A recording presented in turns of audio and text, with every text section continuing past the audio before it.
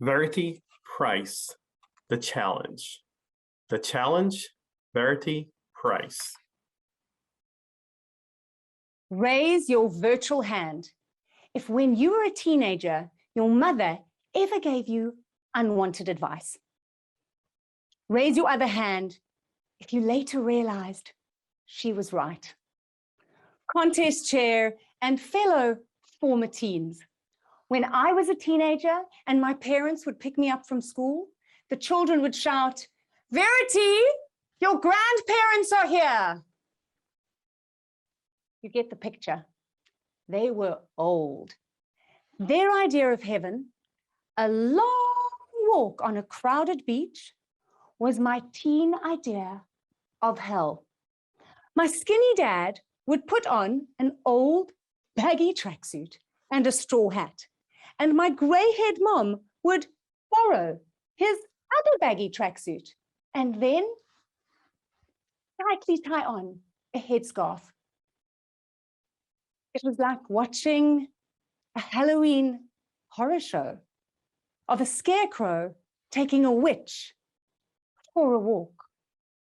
Like any self-respecting teenager, I just walked far behind them until I would bump into Mom, who was always picking up pieces of plastic.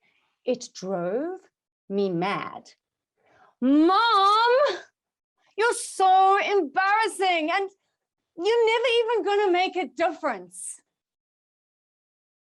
With the patience of a saint, Mom would take a deep breath and then say,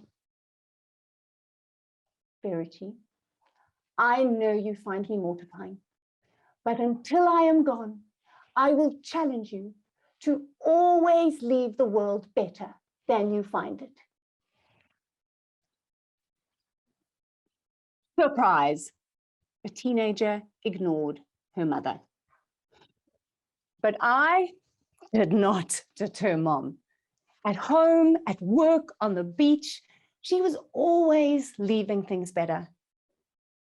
Until, after 47 years of marriage, my dad, her soulmate, suffered a stroke and died.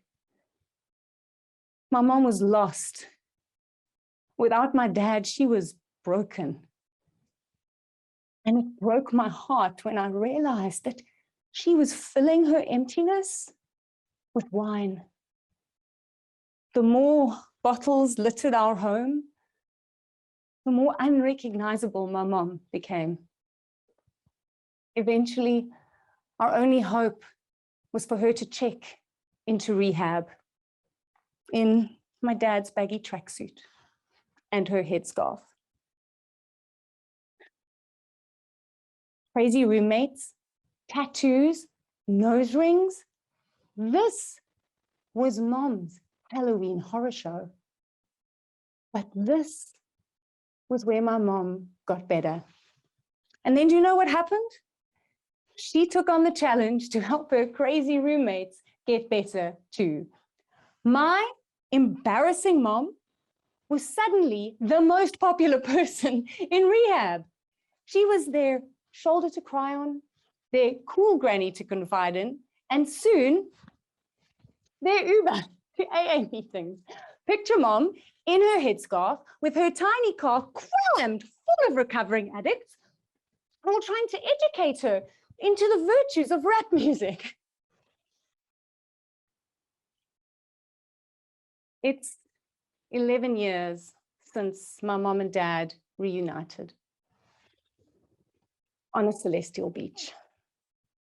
Her life never made the headlines, but there were long lines of people at her memorial, many with tattoos and nose rings. We put out this book for them to share memories of her, and story after story spoke of all the ways that she'd left them better. I loved how she always cleaned up, even if it wasn't her mess. Your mom was the cool gran I always wanted. Sheila driving me to AA meetings is the reason I'm still clean. Do you know what? Her beach would have written the same story. And my story? It took losing my mom for me to finally realize that all those years I'd been trying to ignore her challenge, she'd been subtly shaping who I've become. My home is littered with recycling bins. If someone asks me for help, I can't help myself but to help them. And on the beach, well, Mom is having a laugh because I cannot go for a walk without picking up pieces of plastic. It drives my family mad. This world is littered with problems. Plastic, pollution, poverty, and a lot of other words that start with a P. But ask yourself, would any of these problems exist if those before us had left their world better? Given that you're on mute, I am going to answer for you. No! If you think about it, all the good in this world is because someone looks at their stretch of life and they choose to leave it better. There are the obvious names, Martin Luther King, Mother Teresa, Mandela, but I'm interested in the not so obvious names. Yours, mine, my mom's. Do you know what I've realized? You don't need to make the headlines to leave a legacy. It doesn't matter if you're a great leader, a little old lady, or a bad-tempered teen. All that matters is that when it comes to the people and places on your stretch of life, you say yes to a simple challenge.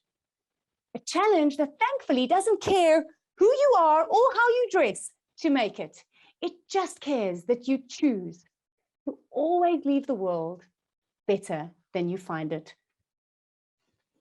Raise your virtual hand if you are up for the challenge. Contest chair.